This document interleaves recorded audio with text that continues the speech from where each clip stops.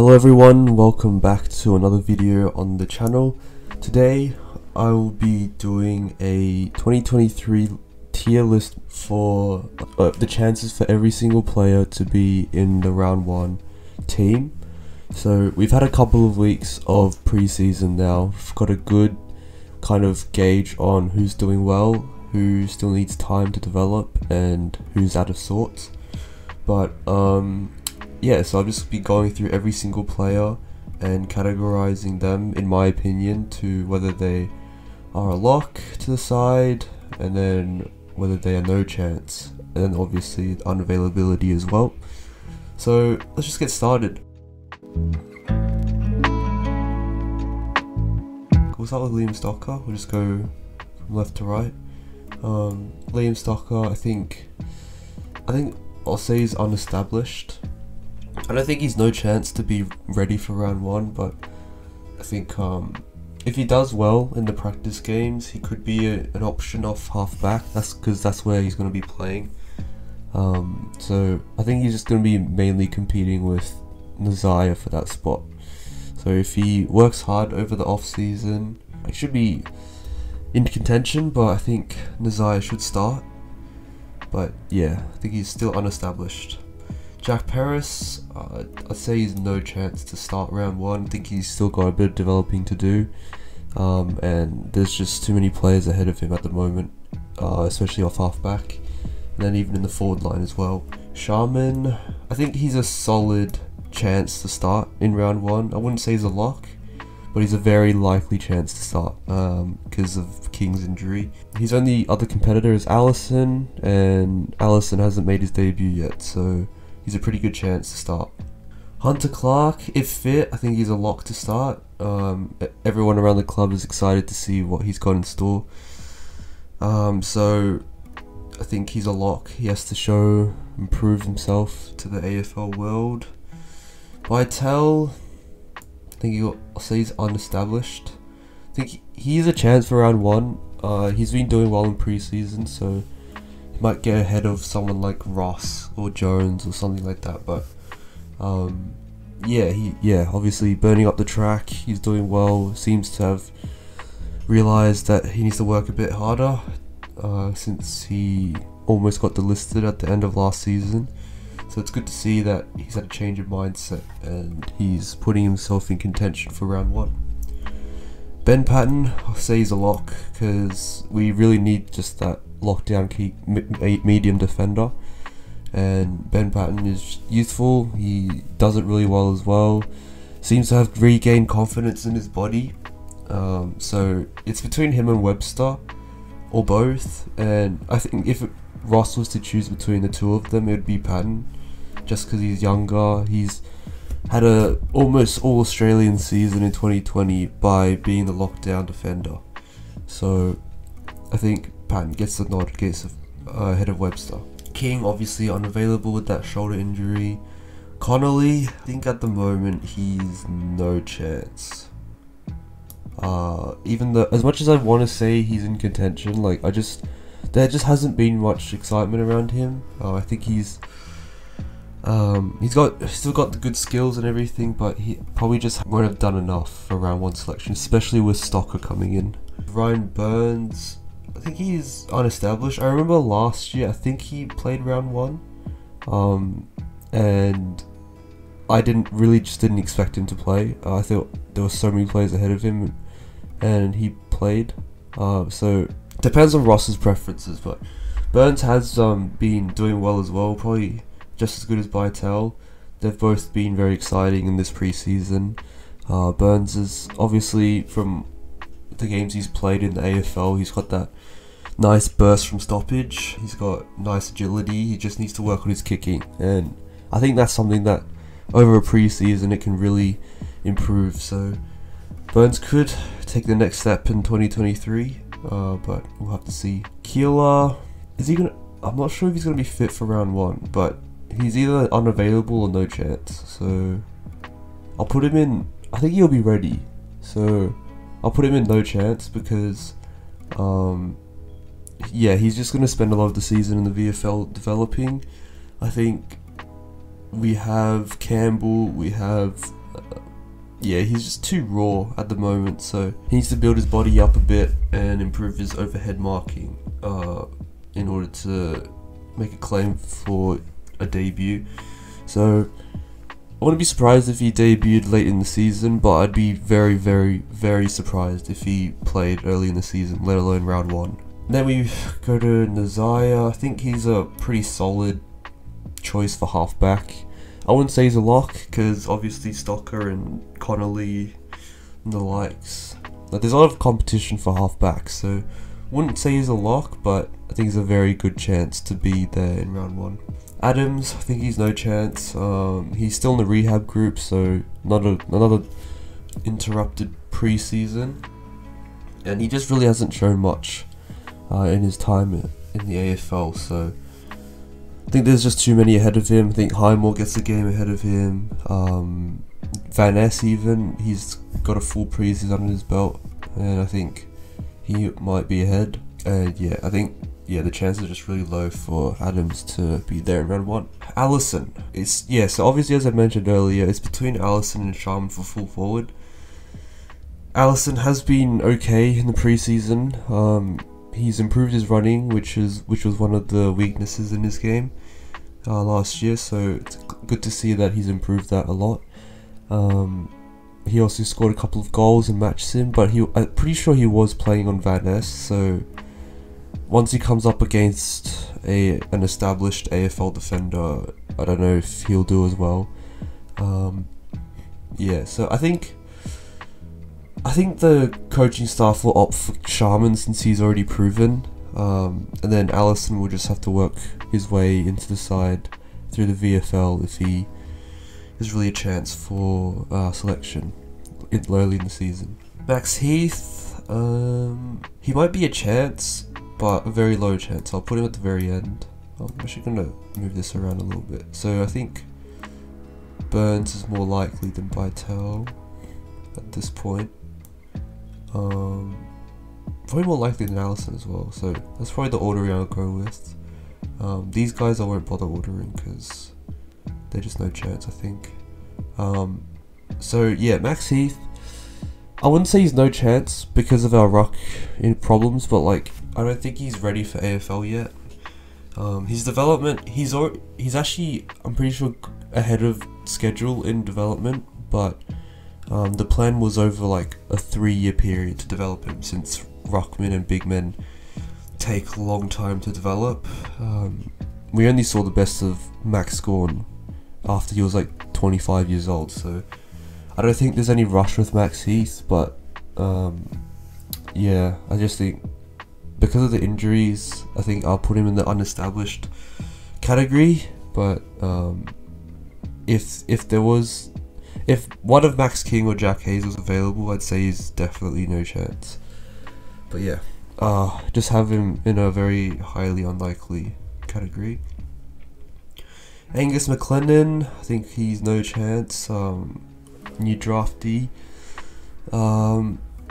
Yeah, last year he played in the VFL as a small forward, I think, and he wasn't terrible, but he wasn't that good either. So I don't think he's ready for AFL yet. He's got a nice and mature body, so there's definitely potential there.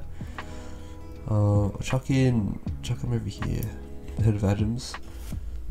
Yeah, so I think he'll start as a small forward at the club, and since we don't have much depth there with Houghton injured as well, I think McLennan is a better chance than Adams, but I just don't think he gets a look in at round 1. I think he might aim for a debut late in the season. Windhager, I think he's a lock.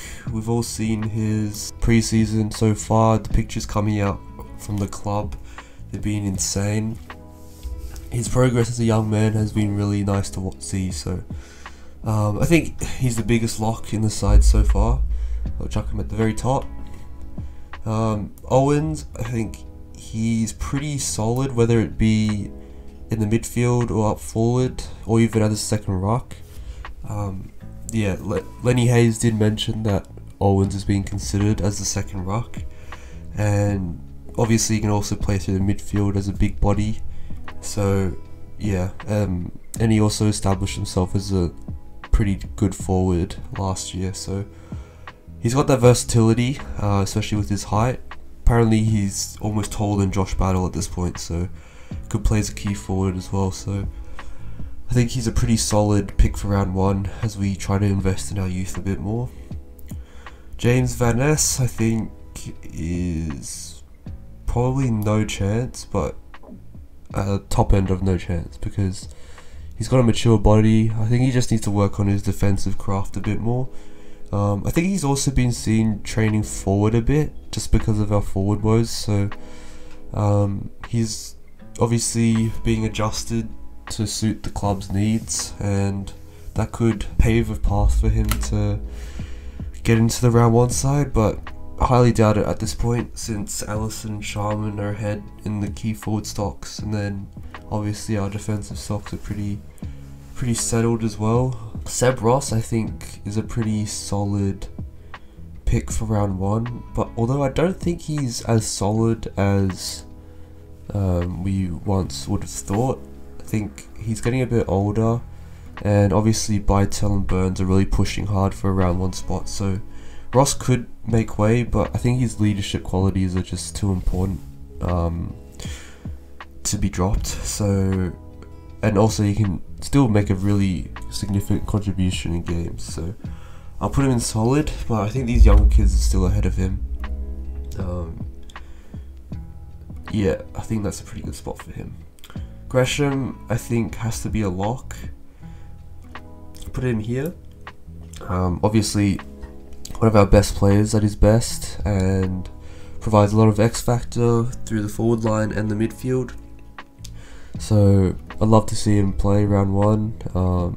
I think everyone would, as long as he's fit. So hopefully Gresh can have a nice and fit 2023 season, because it's been a long time since we've seen him play a full season. So playing him through the midfield, we want to see his impact through there. Marshall, I think he's the biggest lock actually here. We can't afford to not play him because we just have no big key forwards or rocks at the moment. So Marshall's probably the biggest lock in the entire team at the moment. Yeah, he's proving himself in the pre-season as well. He's showing that he can go solo. Hopefully he's improved his running capacity a bit, because that's something that's prevented him from playing entire games as the solo ruck. And obviously just keeping his body healthy, getting rid of those quad niggles will be very important for him. Sinclair, put him up here. Basically a lock as well, probably ahead of Windhager. Obviously All Australian, reigning best and fairest, you can't not pick him for round 1. Higgins, I think if he's fit, I think he's a lock as well. Put him maybe here. Put him here. He's such a live wire in our forward line, provides that much needed X factor, and yeah, he's such a goal threat as well, as we saw last season before his concussion. Even after his concussion, he was still scoring goals. I think he just got dropped because of his lack of work rate in providing defensive pressure. So hopefully he works on his running power in the pre-season and can become the full package in 2023. Houghton obviously unavailable with that back injury. It's really unlucky for the young bloke. Nick Caulfield, I think he's, or did I say lock? I think he's lock, because he looks so fit in this pre-season. I might chuck a photo out right now. Yeah, there's a photo of him and his arms just look massive. He's been working out in the gym a lot in the pre-season, evidently, and hopefully he can get back to the form he showed in last pre-season, where there was such high hopes for him to really break out and establish himself in the AFL. So very exciting times for Caulfield. Campbell, I think, is pretty solid for round 1 if he's fit, obviously managing that Achilles injury right now. I'll probably have him ahead of who do I have him? I'll put him here. If Campbell's fit, I think he definitely starts round 1. But obviously there are concerns around his body body, especially at 31. I think the club is taking a very cautious approach to his bodies. I think they're just trying to nurse him into round 1 because we can't really afford to have him end his season or get injured early on, because then we'll have to play kids as the second ruck like Owens or Heath. That's not very ideal. Webster, I think with Caulfield back, Webster has to drop out, to be honest. I'll put him at the very top of unestablished, because although he did play almost every game in 2022, Caulfield's back. They're almost very similar players. Caulfield is a bit taller, can play intercept, but Webster is the better defender. And we often saw Webster and Patton rotating as the lockdown medium defender, and I don't think that's necessary. Like, I think we played Webster just because he's also got that sort of attacking edge to him, and try to free up Patton a bit more as well. But I think Patton's best position is to just be full-time lockdown, so unless Webster improves his attacking side, like tries to hit better kicks and stuff like that, I think Caulfield will be preferred over him. Yeah, so I don't think Webster is as likely as he was last year to be in the 22. Brad Crouch, I think he's a lock. One of our most reliable midfielders, applies very nice defensive pressure. Just need to work on his kicking a bit more. I'll put him here, behind Gresham. Obviously Crouch just needs to improve his kicking and goal kicking, but just about every other aspect of his game is very, very pleasing. Gets a lot of the ball, contested possessions, tackles. He's good at distributing by hand. Membry, I think, is a lock, especially with our forward troubles. I'll put him ahead of, Windhager? Put him ahead of Gresham. Yeah, Membry is just so important to our team, especially as that lead-up link forward. Nobody else in the league does it better than him, I think, in my opinion. So he's definitely a lock for the team. With King out, he might have to play a bit deeper, but either way, he's a lock for the team. Mason Wood, this one's hard because I think him and Filippo are very similar players, and obviously we want to play Filippo in round 1, and that might come at the expense of Wood. So I'll put him ahead of Webster at the top of unestablished, because I think ideally we have him play round 1, but I just don't see where he fits, because Hill's obviously moving to the wing, so he can't play there anymore. And then off half forward, we want Filippo there.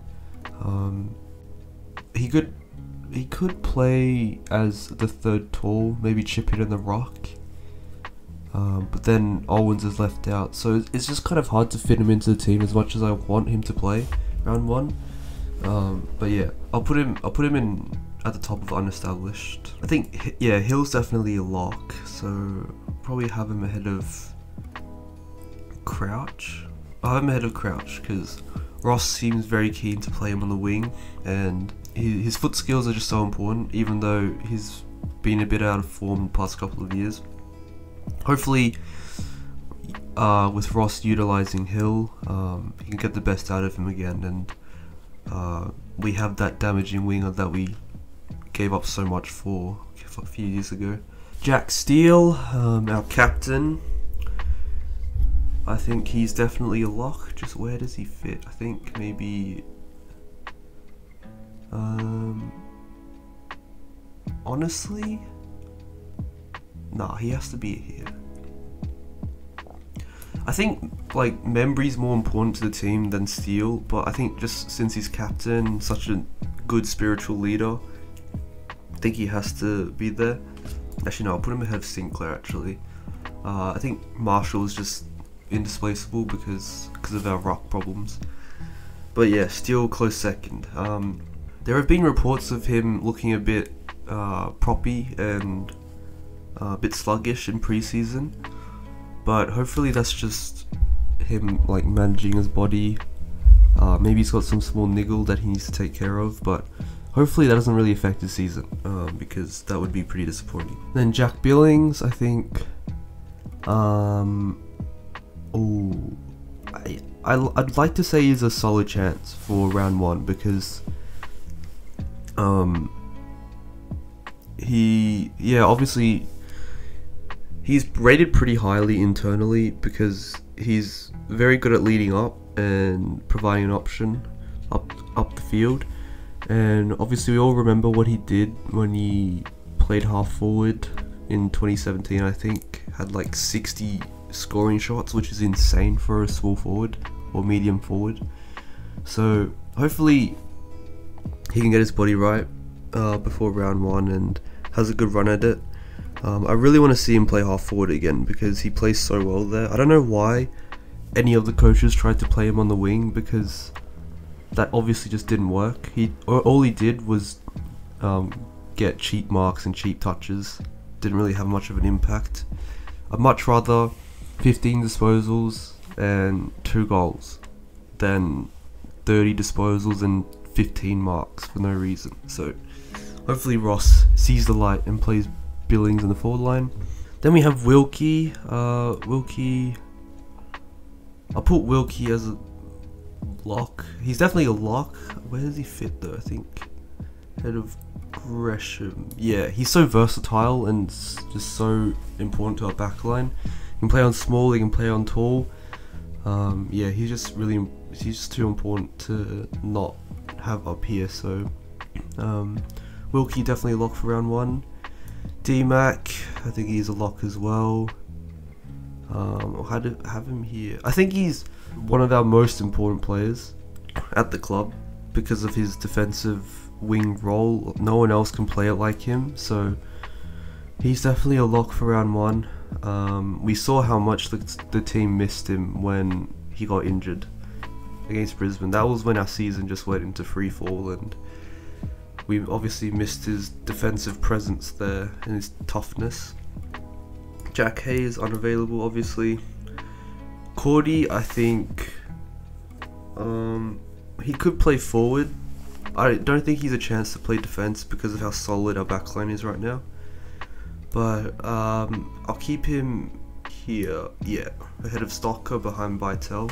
The preseason word on him just isn't very promising. Apparently he's really unfit, just unprofessional at this point. So I'll have him down there, but I'm not ruling him out because obviously just because of our forward wars, and he is an AFL standard player. He just needs to be a bit more professional apparently. So Jones I think is pretty solid for round 1. He's shown some good form in preseason. Was electric in match simulation apparently. So yeah, obviously his spark is very important in our midfield. Provides another dimension. Perhaps like around here, but at the moment we haven't seen any practice matches yet, so I'll put him here behind Ross, because I think Ross is a more valuable contributor than Jones at this point. But I wouldn't be surprised if Jones was a lock for round 1, because at his best he's very important to the team. Butler, I think he's a lock.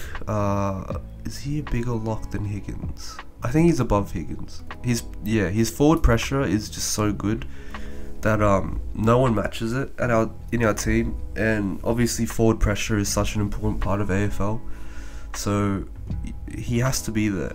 As much as people dislike him because of his drop in goal kicking form, they don't realise how important his forward pressure is.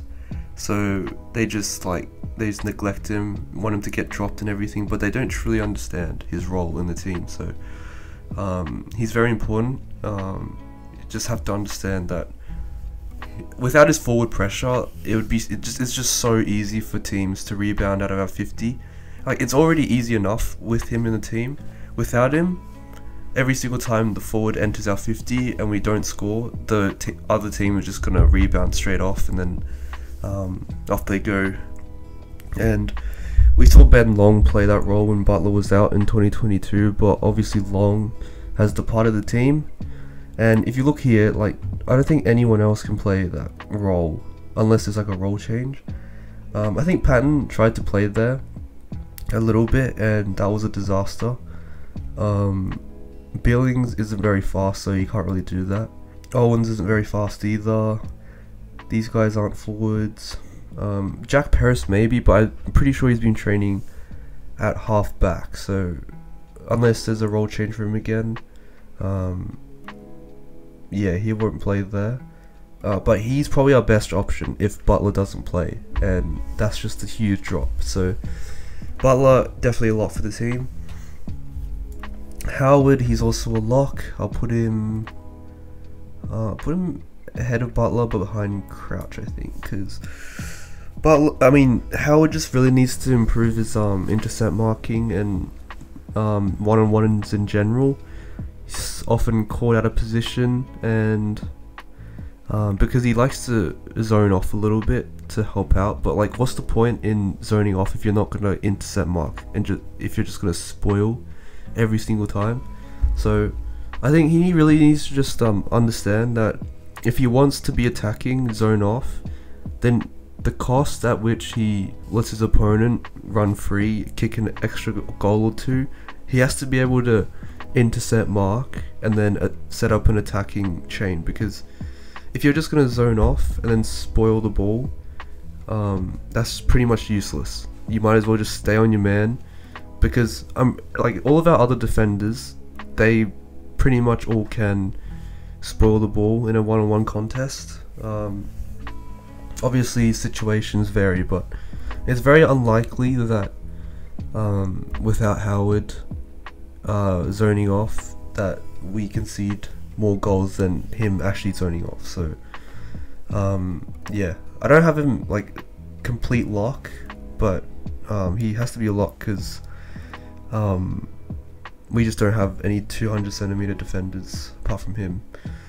Battle, I think, is a lock as well. Put him here.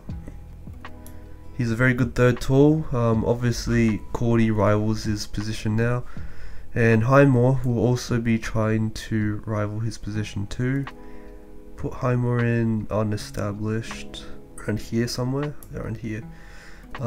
Yeah, so obviously Battle, very good at intercepting, very good at attacking as well. He's got a very nice kick for a key defender, so I think we just really value that attribute. He averages like 16 touches, which is above average for key defenders, and then something like 300 meters gained per game, which is also above average. And then there was a stat also where I think he conceded the least goals to his direct opponent in 2022 out of all key defenders, but that's because Howard and Wilkie take the best two, but it's still a very good stat for Battle, taking the third best key forward every week. And then lastly, Filippo, I think he's pretty solid for round one. I'll put him around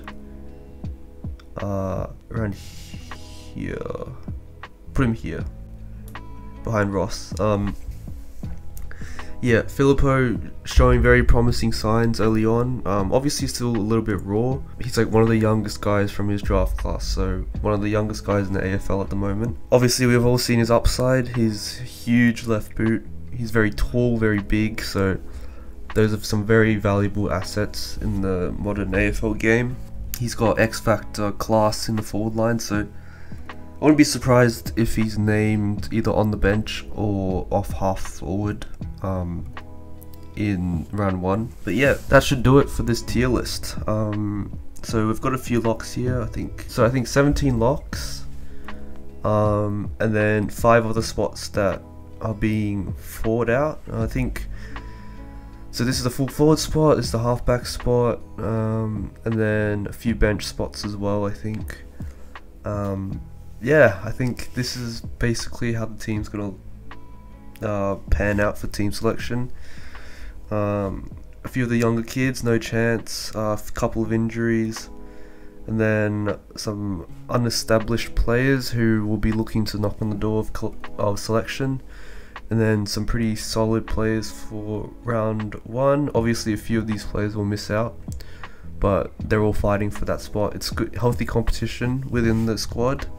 And obviously we have some very important players up here who play an important role, important unique role in the side. yeah, that should do it for this video. Thank you guys for watching this far. Make sure to leave a like, comment your thoughts on this tier list. What would you change? Also feel free to do it yourself as well. This is the name of it. And yeah, make sure to also subscribe to the channel for future content. We've got a lot of pre-season content coming up, so make sure to stay tuned for that. And I'll see you guys in the next video.